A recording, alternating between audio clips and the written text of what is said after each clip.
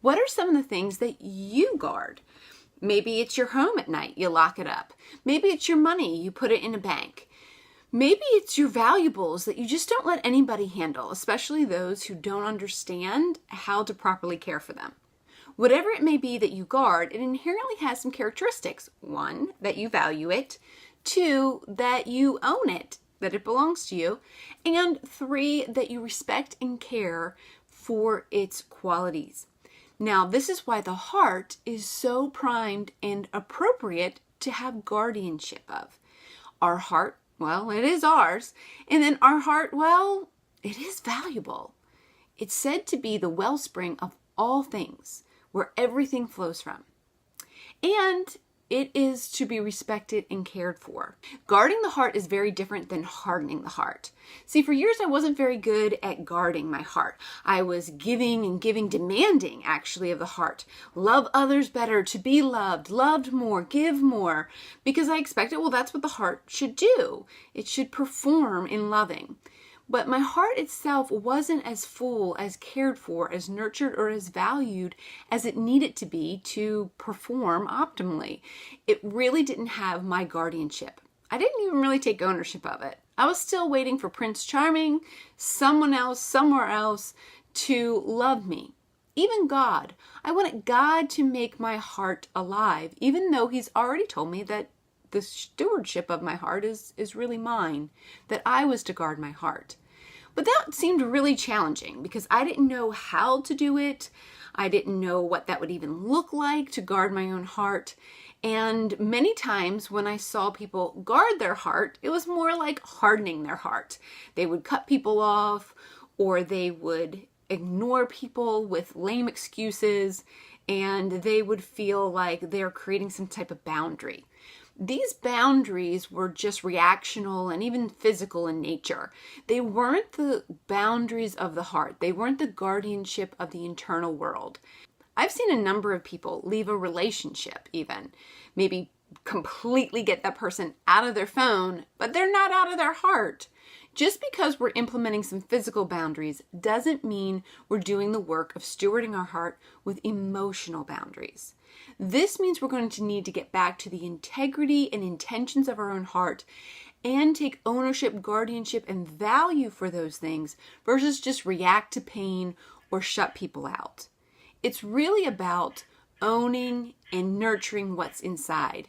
Just like once you put up a fence around your yard, you get a sense, this is mine to maintain, this is mine to nurture, this is mine to beautify, this is mine to determine what kind of possibilities are happening in my space, my heart. With love. When we are in situations that we feel powerless or ignorant about how to create emotional boundaries, hardening becomes one of our only options. So how do we soften again? Well, I believe that sincere and unconditional love is the optimal support for us to feel again, to soften again, to resolve past wounds, and to get in touch with the integrity and intentions of our very own heart.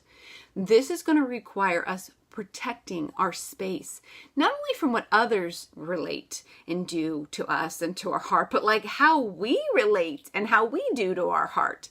We're going to need to protect our heart from a number of things, and I'm going to list 6 of them right now for you. 1, manipulation. This is where there's intermittent favor or feigned kindness to begin to pull on the drawstrings of our heart, to manipulate us, to move us manually into doing, operating, saying, or being a certain way. We're going to need to protect our heart from that. Number 2 is condemnation. This is where people or ourselves will make an indelible mark on ourselves, calling ourselves bad, fat, ugly, lazy. These kind of labels and name calling are destructive to the heart. It gives it no room to breathe, no opportunity to describe its intentions and to clarify. Number 3 is disrespect for needs and wants. Many times people have neglected the needs and desires of their heart, and there's a wariness that comes from that. This can be physical, emotional, relational. On many different levels, we have needs and desires to really optimally relate, to optimally live. In order to experience human life as it's well designed We need to be able to honor and nurture our needs and wants. Number 4 is steamrolling. This is where directives and decisions are made without the awareness of the heart's essence and desires. We just direct it. We tell it what to do and how to do it. Maybe other people are giving us directives without the awareness of the heart's true essence. This really damages the passion of the heart. Number 5 is desensitization. This is where we don't want to feel the pain. We don't want to feel anything. We basically shut down our capacity to be sensitive to our own hearts. And this may be because we're in an environment that's not sensitive to the heart, a culture that's not sensitive to the heart. But again, we can do that internally. Number 6 is comparison. Comparison means I'm going to take arbitrary standards and evaluate my worth on it based upon how well I think I versus you are doing at these standards. This is going to diminish the inherent value of the heart as well as its unique and awesome expression. In order to protect the heart, we're going to need to create boundaries of love and respect for the value of our heart, for the needs of our heart, and for the contribution of our heart. And I believe those boundaries are best set in love. Love rejoices in truth. Love is consistent. Love believes the best. Love has all these qualities and characteristics that will allow us to maintain a sense of tenderness and kindness towards our own heart as well as others. When we guard ourselves with love, we can come alive from the heart. And when we come alive from the heart, then we can invite others to do so. And when I'm alive from the heart and you're alive from the heart and we're in relationship, now we're working towards something really sincere, authentic, and respectful that allows both of our hearts to thrive. This is the value of guardianship of the heart.